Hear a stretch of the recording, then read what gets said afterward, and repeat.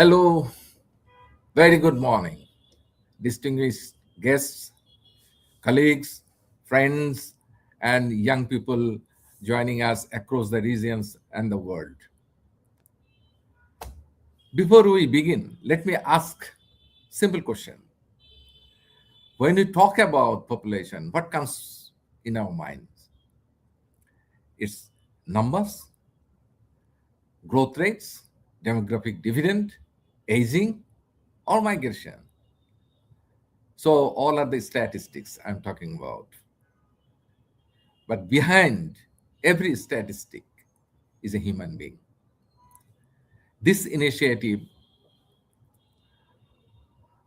we'll be talking about human being with dreams, choices, and aspirations. That is exactly we have named this initiative the People First Dialogue Series. For decades, population discussions have been often been dominated by statistics. Statistics are important, but numbers alone never tell the full story. For nearly 5 decades, Population Services and Training Center, PSTC, briefly explained why PSTC uh, has been organized this sort of dialogue. PSTC has worked alongside communities, government, development partners, and young people. We have learned one enduring lesson is that sustainable development succeeds only when people are informed, empowered, and actively involved. This dialogue series reflects that belief. The- Now, before you know that we do have with us distinguished speakers. Before calling them, let me briefly set the context. Today, particularly, we have invited 4 countries: Bangladesh, Ethiopia. I am definitely representing Bangladesh, Ethiopia, Thailand, and Sri Lanka. Represent very different demographic realities. Bangladesh has a large and relatively stable population. Ethiopia continues to experience rapid population growth with high fertility. Thailand is entering an era of population decline and rapid aging, while Sri Lanka is somewhere in between. Yet, one message emerges clearly: demographic indicators are not merely numbers. Behind every statistic is a human story. A young person seeking education, a girl at risk of child marriage, a family planning its future, or an elder person hoping to age with dignity. These figures remind us that investments in health, education, sexual and reproductive health and rights, gender equality, and youth empowerment are the investments in people. As we launch the People First Dialogue series today, let us move beyond counting people to creating opportunities for every person to realize their hopes and aspirations. As we begin today's dialogue, we are privileged to be joined by 4 distinguished leaders who bring complementary perspectives from regional leadership, national implementation, international experience, and youth voices. Together, they remind us that realizing the hopes and aspirations of young people requires collaboration, partnership, and a shared commitment to putting people first. It is my great pleasure to invite Tomoko Fukuda, Regional Director of IPPF's East, Southeast Asia, and Oceania region, and South Asia Regional Office as well. Ms. Tomoko has provided outstanding leadership in advancing sexual and reproductive health and rights, gender equality, and people centered development across one of the world's most diverse regions. Her unwavering commitment to empowering women and young people continues to inspire the IPPF movement and its partners. Tomoko, we are honored to have you with us. The floor is yours for your opening remarks. Thank you. Thank you so much, Noor, for that flattering introduction. I'm very humbled. Thank you so much for welcoming me and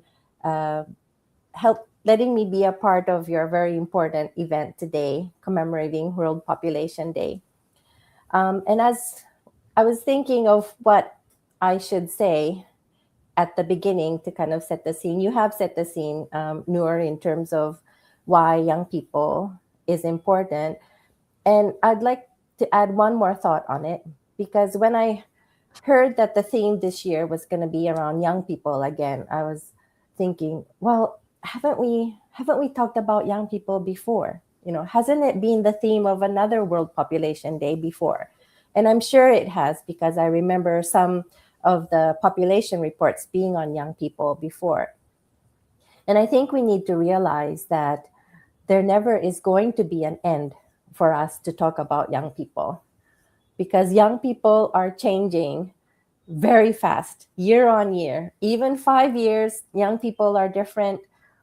The environment where they live is totally different. The availability of AI, the internet, that was not there even 5-10 years ago. So there is never an end for us to talk about how do we center young people in the efforts for sexual reproductive health and rights. How do we ensure that they have the right information at the right time in their life? How do we ensure that services are available and affordable for young people? I think there's never going to be an end. So I welcome that this year we are talking about young people again. And another point I wanted to share was because recently I had the opportunity to talk with the UN Rapporteur for Universal Health Coverage. And they were also sharing the sentiments of how the right to access to health has become more political than medical these days. And we see around us conflicts, wars happening, even smaller conflicts across borders are happening here and there. We see also climate-related disasters happening. So there's man-made conflicts and war, and there's also climate-related disasters. It seems like the world around us is continuing to reel, and it feels very unstable.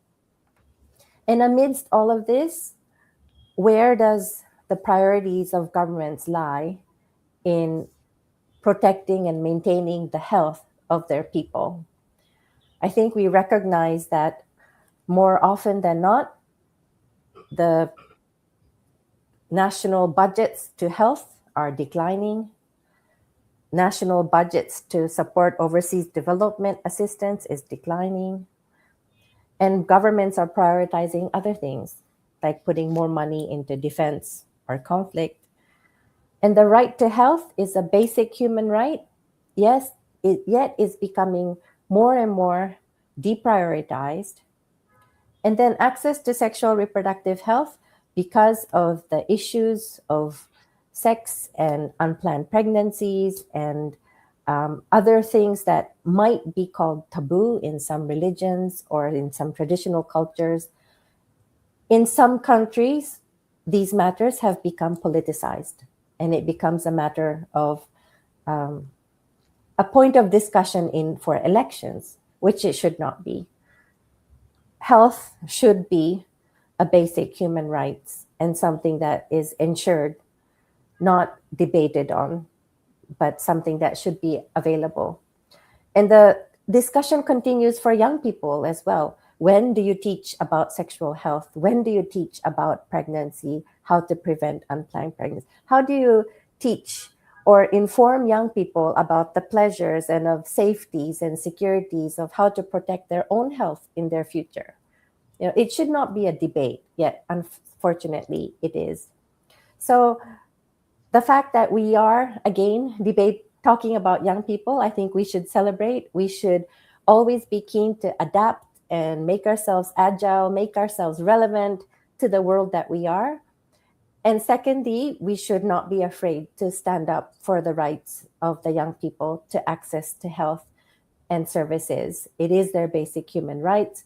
And we should not be afraid to be able to stand up to say these are the basic human rights of young people. So I hope as we discuss today in this event, you will discuss more. What is it that we need to do to ensure this becomes a reality for young people? What is it that we can do together? What is it that we can push together as civil society? And so I look forward to our discussion. Thank you again, Noor, for inviting me to your event. Thank you, Tomoko, and you have rightly pointed out some of the issues and of the day, of the current situation. You used some words, and I would like to uh, mention again the deprioritization, politicization. So, and the debate is still there about when to teach young people the sexuality issue, the SRHR issue. So we don't need to be afraid. We need to continue our effort, um, and this is a relevant discussion, and we have to continue our discussion, whatever the situation comes, whatever the opposition comes, and this is the basic human rights. We'll come back to you again. Now, I'd like to invite our first panelist, Dr. Nanathan Udham. We She is popularly known as Dr. Nana. I'll address her as Dr. Nana. Dr. Nana is the executive director of the Planned Parenthood Association of Thailand. She is a respected public health leader who has championed innovative, youth friendly, and rights based approaches to sexual and reproductive health and rights. Her leadership has strengthened partnerships and expanded access to quality services across Thailand. Over to you, Dr. Nana. The microphone is yours. Sawadee. Thank you so much, Dr. No, and thank you, PSTS, for this opportunity for me to share the experience of Thailand. As you mentioned earlier, and Kuntomoko also mentions that things has changed very fast in the world. Thailand, we're facing the situations that the transitions of their demographic has changed and happened faster than institutes, services, and social protection system are prepared for. So things happen too fast. Sometimes we didn't realize that when things happen this fast, how we gonna prepare for these changes. Thailand moved from a high fertility to the very low fertility within only few decades. Today, more than 20% of the population of the whole country is above 60 years old. So we're falling, for the fertility rate is falling from to 500,000 birth per year. So the total fertility is only one. So this year we become the number one in Southeast Asia that have a very low fertility rate. So I would highlight the four important lessons of what we learned. First one is the population as aging is not only an issue for the government ministry, but it's actually for us all, for the whole population that need to look at this together and prepare together and respond for this on the person in effective of healthcare, labor of the market, education, housing, transportation, social protections, and even the care economic that would happen. Kun Tomoko mentioned that the universal health coverage would not be cover all population maybe later. So this is something that we need to look and prepare for. The second one is about the country need to invest in prevention throughout the life course, not just preventions in particular age, including nutrition, sexual and reproductive health and rights, mental health, physical activity, and also preventions who manage the non-communicable disease that may happen in all the life course. People may live longer, but spending many years in the poor health and dependent, it would not what we want in the future. The third one is for the long-term care system. Before the family become very tired of taking care of the older person, in Thailand, many of the family members, particular women, continue to carry much of the heavy weight on their back because of their responsibility to take care of the family, to take care of their career. Um, so this needs to be addressed. The first one is about the low fertility. It should be addressed, but not by pressing women to have children, but to increase choice and to increase what the support from the system that can support women who want to have a child, have the number of the child that they prefer, to be able to keep balance in working and the family life that still continue when they have lost so much of responsibility. So the main lesson learned that we must have grounded at the rights and choice. That's important. For all of this, when we look at the young people today, the adolescent that will become tomorrow workers, tomorrow caretaker, tomorrow parent, tomorrow of the person that will take care of their parents or the person that they care for, the tomorrow who will be the overall of the healthcare system that will be providing care for all of life course in the future. Don't be scared yet because I know it's heavy for everyone at the moment, but we can work on it together. Like need education, skill, prepare. There are so many opportunities for we to learn and work together to become a healthy together, that not putting the burden on the young person only. So the country as a Thailand, right now, the government, NGO, non-governmental organization, even the private sector, that look at this together to invest in the good quality of education for young people, providing employment and preparing for employment for the young people. Comprehensive sexual education is very important because that will protect the other thing, because it's the human rights choice of the young people. So these investment that all the parties that work together, we just want to ensure that the young people being safe, being prepared, and also they can choose on their choice.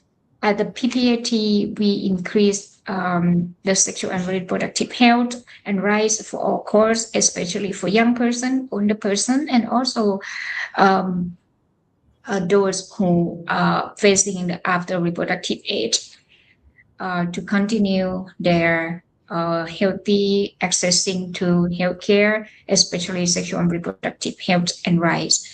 The most effective population policy right now is not the choice between the young and the old, but it is the investment in every stage of life, where particular attentions of the people who are being left behind. For the PPAT, what we're doing in this, we provide care through the digital health. We keeping the indigenous health in our innovative way on how we access. We ensure that young people can access to healthcare. One of the most lesson learned of PPAT experience, it was the young people we use the service when the service are confident, respectful, convenient, and relevant to their life. Even though the law say right now young people can be protected by choices, they can access to healthcare, Oh, time up. So my time up already. So anyway, so what we would say here, everyone is important. At this point, we need to work together, and also the digital health is become important right now to ensure that everyone can access to healthcare. For my wrap up from Thailand experience, remind as a demographic change, young development population aging and technology transformation cannot be addressed separately. It should be continue together in this approach, and our responsibility to build the system and implement the system, respect people rights and choice at a very age, support of the young people to reach of their full potentials in the bring adult to make information and reproductive decision and ensure that the own people can live with healthy dignity and security. So thank you very much for opportunity. I hope that I have more time to speak on this, but I know that everyone has limited time. Thank you so much, Definitely. Dr.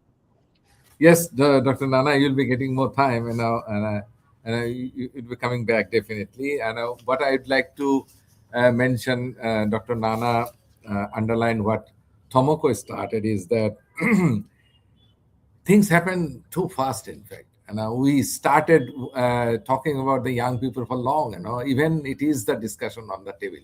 So the scenario has been changing, our focus has been changing, especially when we talk about Thailand. Yes, Thailand has a negative growth rate in the population. And what we learned from PPAT is that whatever they do, they have been thinking of life course approach. So, and not only particular target group, also they have the strategy who is left behind. They are focusing on that. They also mentioned about digital health intervention, health for the indigenous people. Um, uh, we'll be coming back to Thailand again, but viewers, those who are joining us, please uh, try to put your comments, questions in through the Facebook Live and YouTube Live. We'll be coming back while we'll be discussing, and there'll be an open discussion session. So don't get disheartened. Uh, so now I'm going to invite our next panelist, Mr. Abadi Asifa, the Executive Director of the Family Guidance Association of Ethiopia. Mr. Abadi is an accomplished development leader with extensive experience in sexual and reproductive health, humanitarian response, and community empowerment. His leadership continues to strengthen FGAE's contribution to improving the lives of women, young people, and underserved communities. Abadi, we are delighted to have you with us. The platform is yours now.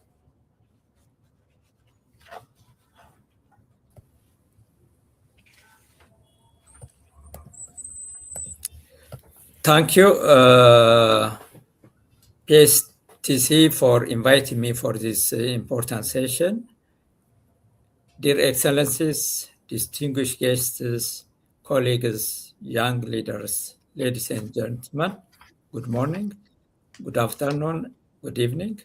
It is a great honor and privilege to join you today for this important session on realizing the hope and aspiration of young people, harnessing the demographic dividend, fostering partnership, and empowering young people. As Ms. Motoko said, we gather at a pivotal moment in this history. Today, the world is the home of large generation of young people, a generation which is enriched in talent, creativity, resilience, and ambition. This is far beyond a demographic trend. It is an extraordinary opportunity to shape better future for all of us. The choice we make today through our policies, investment, partnership, will determine whether we unlock this immense potential and empower young people to thrive economic growth, inspiration, innovation, strengthen our community, and advancing sustainable development for generations to come. Young people are not waiting for tomorrow to make a difference. They are already leading change in their communities, creating business, driving innovation, advancing climate action, and building more inclusive society. They are not merely a leader of tomorrow, they are a leader, they are inventor, they are entrepreneur as well as change maker of today. Our collective responsibility is clear. We must create a condition that enable every young people and persons to strive and realize their full potential. Unlike this extraordinary potential, will not happen just by chance. It requires bold leadership, visionary policies, and sustained investment. We must invest in quality education that prepares young people for the future. We must invest access to health care, including SRHR for adolescents and youth, to enable them to flourish. We must invest in skills that must demand the rapid change of economy and having a decent employment that offers dignity and opportunity. But investment alone is not enough. We must fundamentally change the way we engage our young people. Too often, young people are viewed as beneficiaries of development rather than a partner in development. Young people must have a meaningful voice in shaping policies, designing solutions, and making decisions that affect their life and their future. When youth are empowered, particularly and participate fully, society becomes more resilient, more innovative, better equipped to address the complex challenge of our time. Realizing this vision requires a collaborative sector and generation approach. No single government, institution, or organization can achieve this alone. Success depends on a strong partnership among government, US agencies, private sector, civil society, development actors, academia, and youth-led organizations. By bringing our knowledge, resource, share commitment, we can expand opportunity to unlock the innovation, mobilize investment, and ensure no young person is left behind.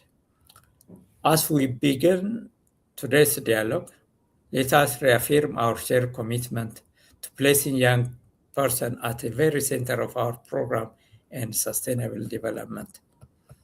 Investment in demographic dividend that are grounded in human rights and creates an opportunity for all young people with strive change towards a better future for the world as well as for the Africa which I represent. Invest in youth is not simply social responsibility. It is one of the wisest investments we can make in our collective future. Every investment in young person education, health, skill, leadership, and aspiration generates a lasting return for families, communities, economy, and nations. In strengthening resilience, driving prosperity, and laying a foundation for more peaceful, equitable, and sustainable world. Today's conversation inspires bold ideas, strong partnership, great actions that translate our commitment into measurable impact. Together, we have both an opportunity and a responsibility to transform the immense potential of this generation into a lasting progress of our countries and for the future. The future is not something we inherit. It is something we build. And there is no greater investment than the future than investing in the power, the talent, the aspiration of the young people. In solidarity, thank you for the opportunity you gave me. I'll be willing to share the Ethiopian context in terms of fertility rate. We have the highest fertility rate in Africa, which is about 4.1. This has been already from 6.7 in last half a decade, almost 50 years. But still, the number is very high. We are the second populous country in Africa, about 130 plus 35 million, of which around 60% are young people, which we need to make conscious investment decisions. Thank you. Back to you, Doctor. Thank you, Abadi. Thank you very much. As you have already mentioned, and that's the main vocal for today's discussion, is that uh, young people are not only for tomorrow; they are for today as well. They are the leaders of today. They are in action. They would like to partner with the adults. Um, Again, before I invite our last distinguished speaker, um, the audiences, please put your questions, comments through Facebook Live and the YouTube Live, and I will be taking those questions for our open discussion. So, our final speaker represents the voice and leadership of young people across South Asia. It is my pleasure to invite Kritanjali Ratnasabati. She is the chairperson of South Asia Regional Youth Network, SARIN.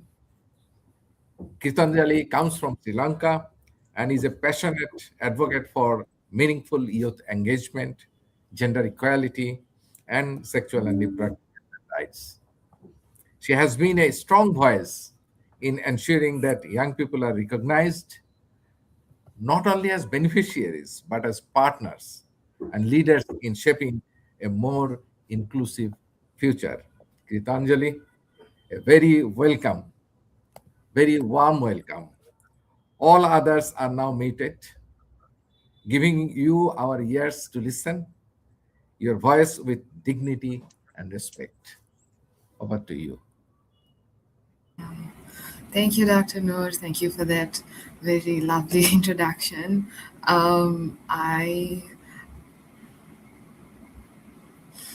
So good morning, everyone, and thank you so much for inviting me to this incredible webinar. And it is a privilege to join you today on World Population Day. I'd like to thank PSTC Bangladesh for bringing us together around such an important conversation. Over the years, World Population Day has become a platform to highlight issues that shape people's lives around gender equality, reproductive rights, education, poverty, human rights, and sustainable development. And each year, the theme reminds us that population is ultimately about people, their choices, their well being, and their ability to shape their own futures. This year's theme, realizing the hopes and aspirations of young people, investing in rights, health, and opportunities, could not be more timely. When we talk about population, we often talk about numbers. We talk about fertility rates, demographic shifts, economic projections, statistics. While these conversations matter immensely, but I would like to remind us that behind every number is a person. Behind every statistic is a young person with dreams and ambitions and a hope of building a life that is on their own terms.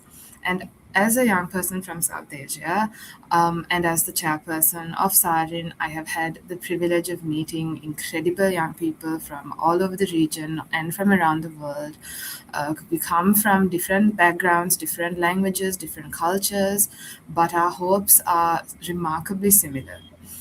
We want quality education that prepares us for the future, not just for exams. We want decent jobs that allow us to live with dignity. We want to grow up healthy, both physically and mentally. We want safe communities where we can express ourselves without fear. And we want the freedom to make informed decisions about our own bodies, relationships, and futures. And above all, we want to know that our voice matters. But I think the most important question that we can ask ourselves today is what does it really mean to invest in young people? A lot of the time when we talk about investment in this sector, it's about budgets, policies, programs, and those are undoubtedly important. But I believe that investment begins with something a lot more fundamental than just numbers. It begins with trust. We need to trust our young people enough to involve them in decisions that shape their future. Trust that they understand the challenges that they face. Trust that they're not simply recipients of development, but active partners in creating that change.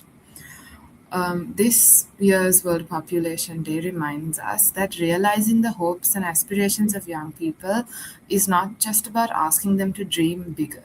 Young people are already dreaming, they are already leading, they are already creating change in their communities every single day. The real question is whether our systems and institutions and even our societies are keeping pace with those aspirations. Are we creating environments where young people can exercise their rights without fear? Are we ensuring they have access to quality healthcare, including SRHR and services and information? Are we opening doors to education, meaningful employment, civic participation? And most importantly, are we listening when young people tell us what they need?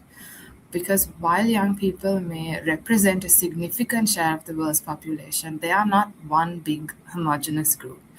A young woman in rural Nepal, a young woman in the universities in Sri Lanka, maybe an adolescent refugee, or a young person living with disability, or a young person from the LGBTQI community. We all have different lived experiences, but there is one thing that they all share in common, which is to be seen, respected, and given an equal opportunity to thrive. And this year's theme also comes at a particularly significant moment. Around the world, many countries are experiencing changing fertility rates, aging populations, migration, and growing uncertainty about the future, as my fellow panelists mentioned earlier. But amid these conversations, it's easy to lose sight of one simple truth that every demographic trend is shaped by individual lives and individual choices.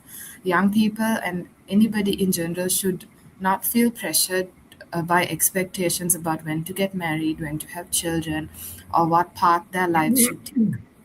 Real progress comes when every person has the freedom, information, healthcare, and opportunities to make those decisions for themselves. This is why I think that today's conversation has truly gone beyond seeing young people simply as beneficiaries of investment.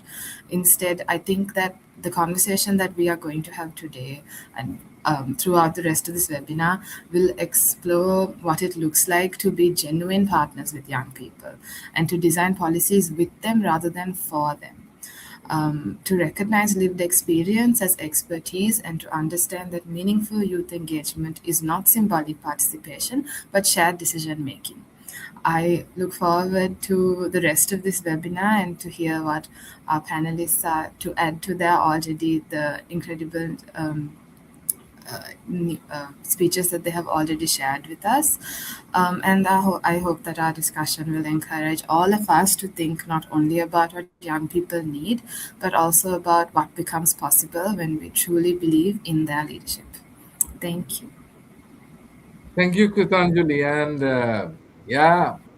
you have mentioned the key points is that, okay, we are talking about investment, but investment begins with trust to the young people. And they understand their problem.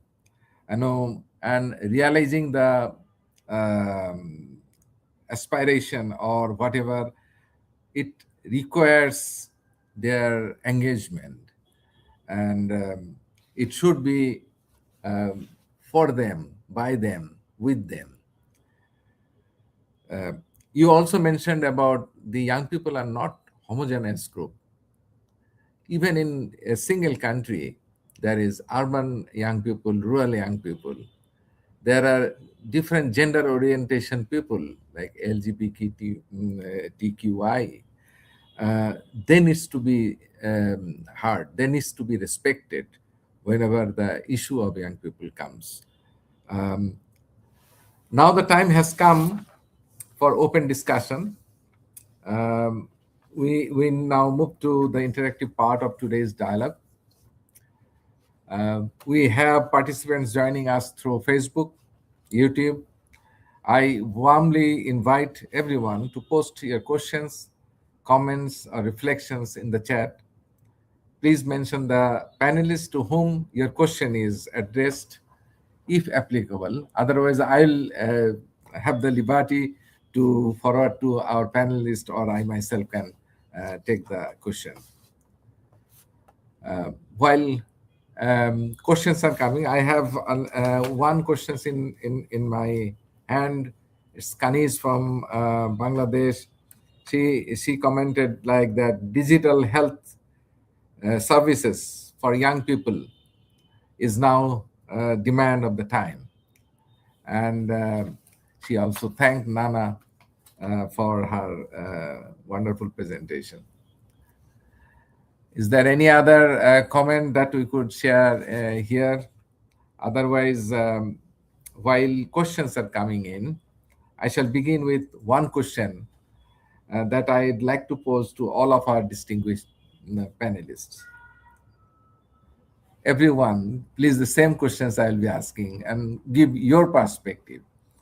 If there is one policy or one practical action that governments and development partners should prioritize over the next 5 years, I'm giving the time over next 5 years, to truly realize young people's hopes and aspirations, what would it be?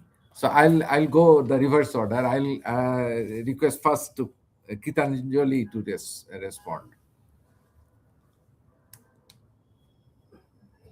Did you get Kitanjali?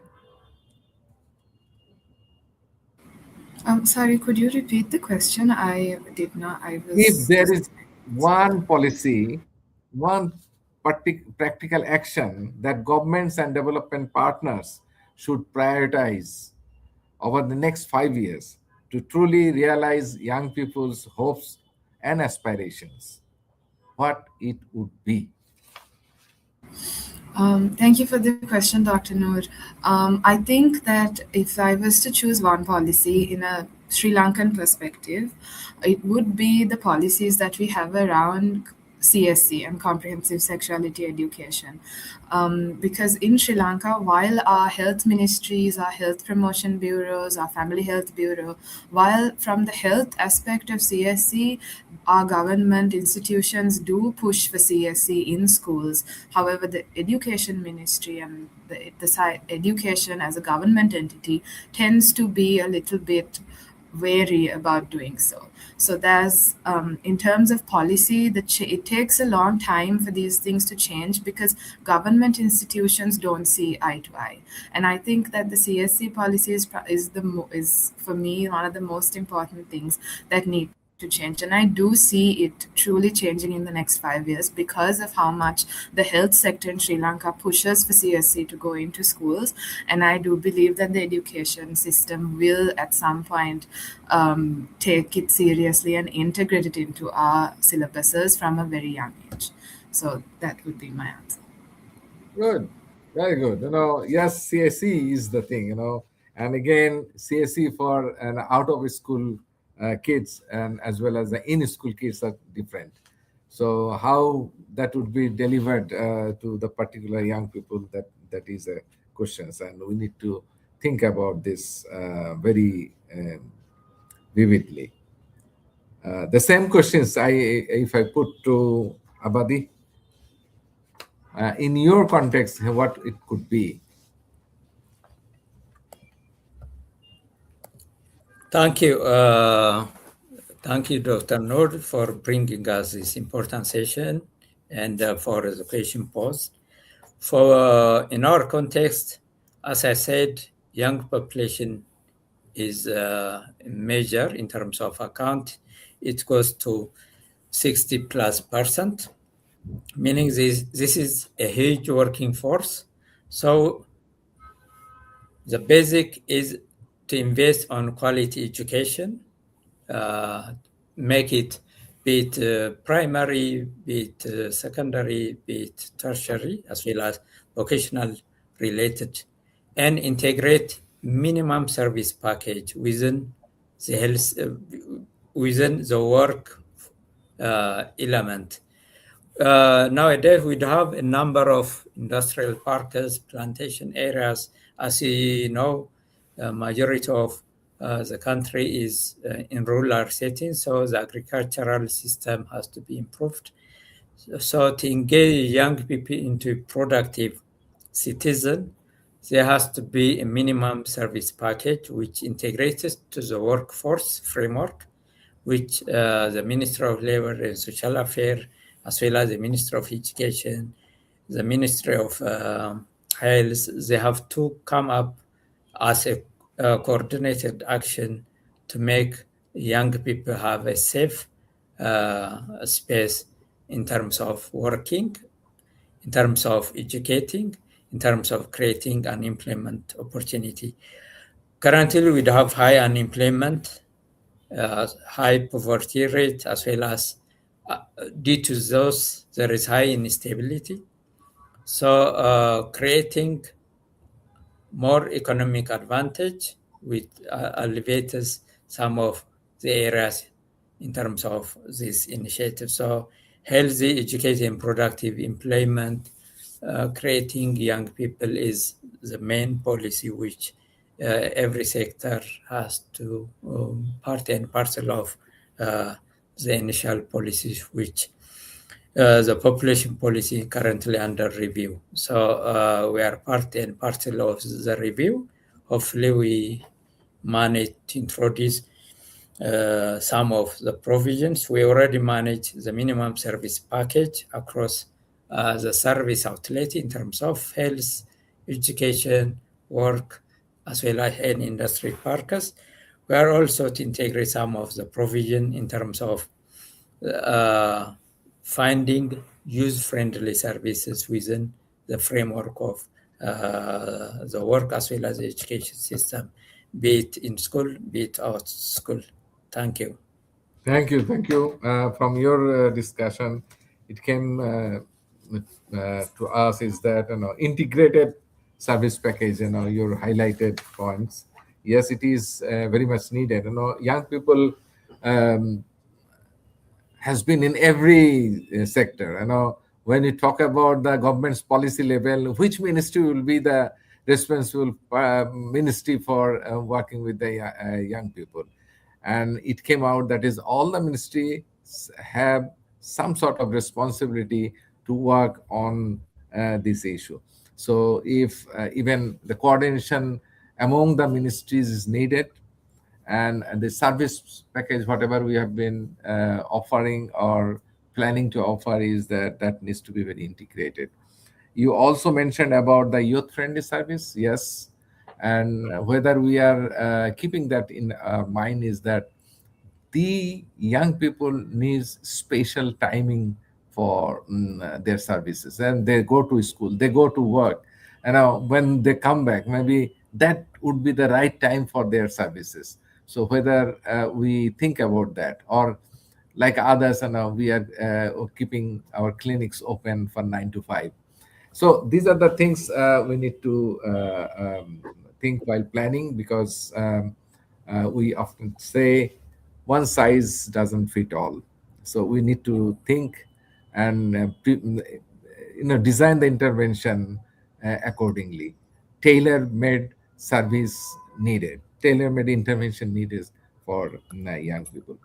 The same question, I'm sorry, if I forward to Dr. Nana, what would be your one policy or one particular action that governments and development partners can take? Thank you.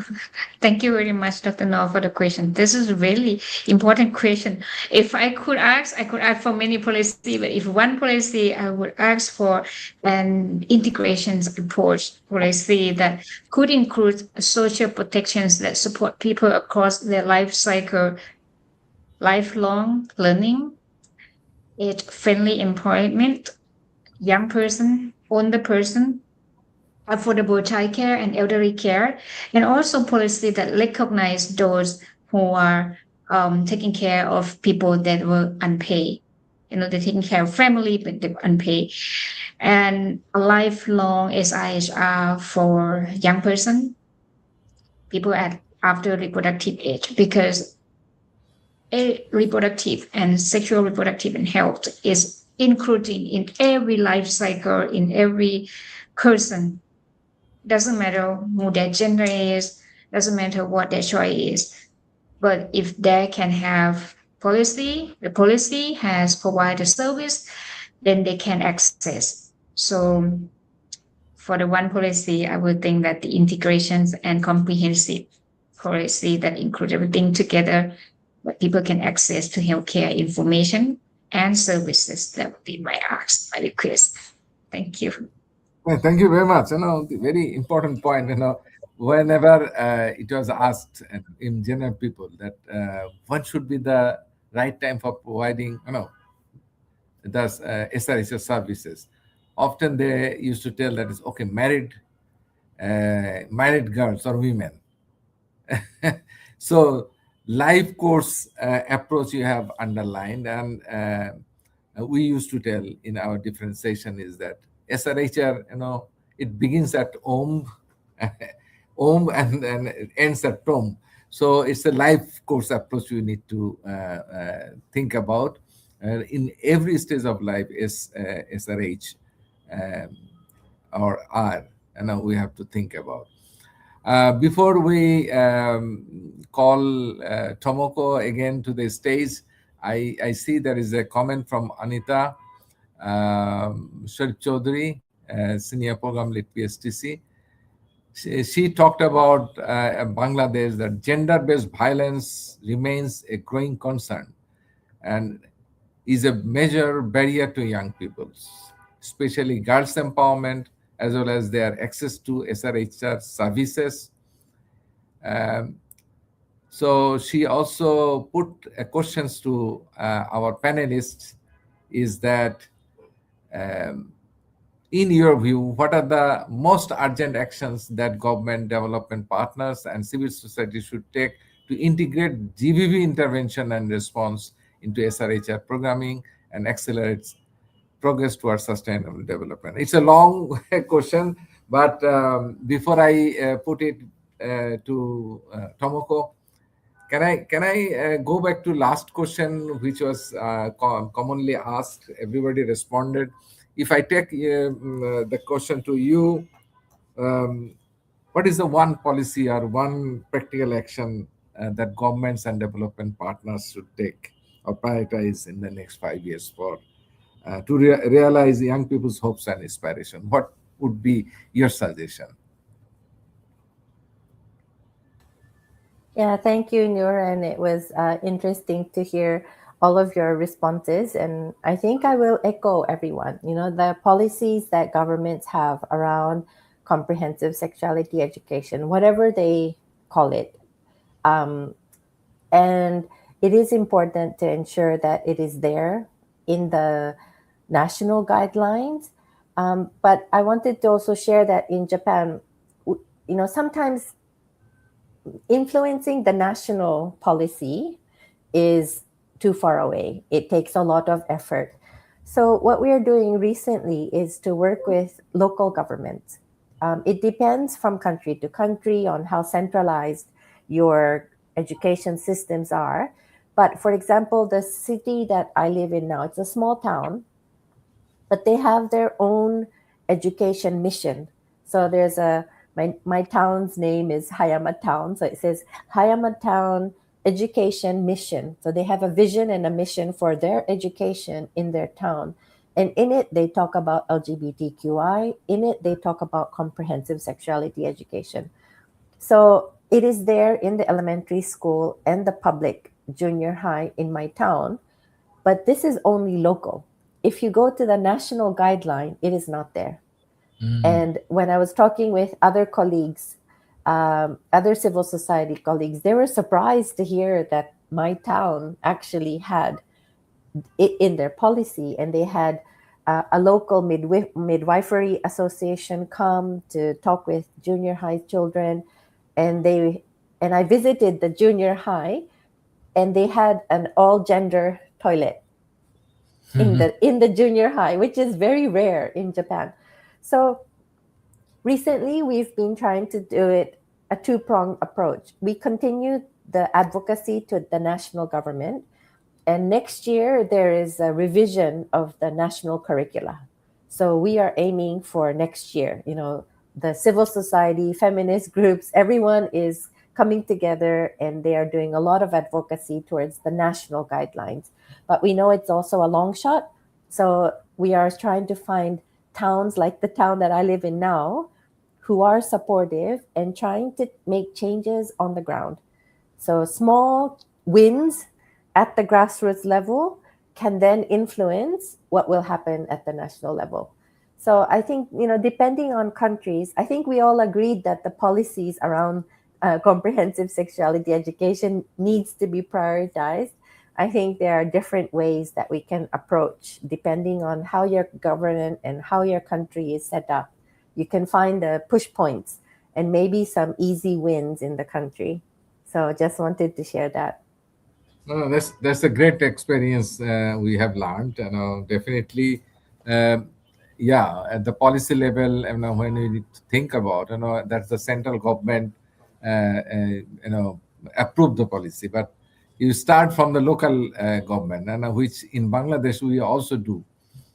You see, some of the things are not there in the incorporated in the national curriculum, but in the name of supplementary reading materials, we are going to different schools, madrasas.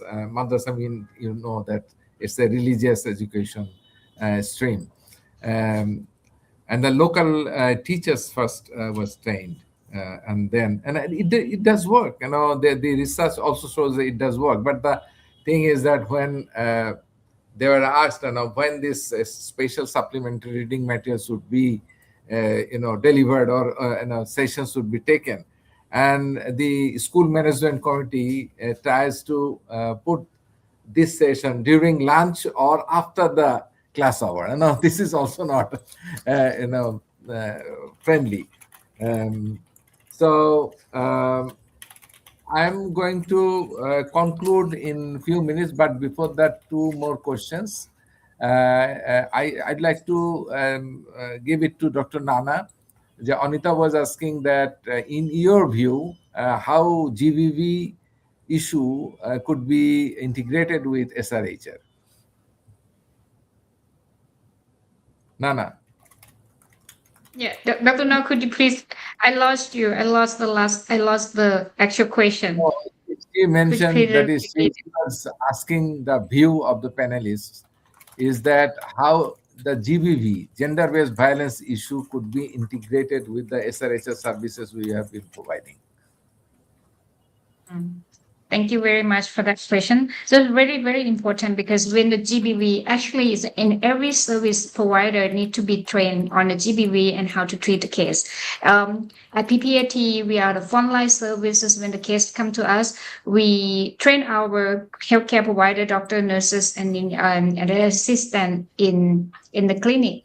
It's not just taking care of the cases, it's also their mental health that we need to keep, and also keep as the confidentiality, and also know where to refer and respect their choice. All of this information, all of this, the way that how we care is needs to be trained. Our team at the clinic level, also the program level, to be able to keep the case as a very confidential and the protection, the privacy, and then the linkage to the trustful healthcare provider or other legal assistant, that will be important. So integrating is very important, and then train your staff and train our staff is very important. So it's from my point. Thank you. Thank you. Thank you very much. I think, there is another question about the GVB, but as it is the same like Anita's one, so I am not going to put it before. We are almost consumed our time, so I'm going to towards the closing, in fact. Before that, I'd like to thank all of you, everyone, the guests and those who watched us in Facebook and the YouTube. Today's questions and reflections for the participation you had. Unfortunately, time doesn't allow us to take further more questions, but the richness of today's discussion clearly demonstrates that this conversation must continue. We need to continue. It is not a one-go thing. As we conclude today's dialogue, allow me to share my summary in 3 reflections. Number one, the first one is today's discussion has reaffirmed that young people are not merely beneficiaries of development. They are the leaders, they are innovators, and they are partners. Second, realizing young people's hopes requires more than commitment. It requires investments in education, health, rights, employment, and meaningful participation. The third one is collaboration, and collaboration. Collaboration is indispensable. Governments, civil societies, development partners, communities, families, and young people themselves all have important roles to play. And like us, what we have been doing today is that, from the regions and the fellow MAs of IPPF, we need to collaborate as well. On behalf of PSTC and IPPF, I sincerely thank our distinguished speakers, especially Tomoko Fukuda, for your time with your busy schedule. I have been trying to get you when you are on leave, but thank you very much that you have confirmed that you'd be here. Dr. Nana, Mr. Abadi, and Kitanjali. Now, all of you, I did try you in a different way, and when you were in flight, Nana, when your days didn't start, Abadi, so you are 3 hours back from Bangladesh. So, and Kitanjali, and I must mention that she had another program at the same time. She changed that for our participation. So thank you very much for sharing your wisdom and which inspires us today. I also thank everyone who joined us online from different countries and contributed through your thoughtful questions and comments. This is only the beginning. We look forward to welcoming you to the next episode of People First Dialogue series, where we shall continue placing people at the center of development. Thank you very much, and bye for the time being. Bye-bye. Thank you. Thank you, Thank Noor. you. Thank you, Dr. Thank everyone. you, Thank Rest. you. Thank you, Nana. Thank you, Avadi. Thank Kitanjali. you. Thank you. Bye. Hi, Doctor.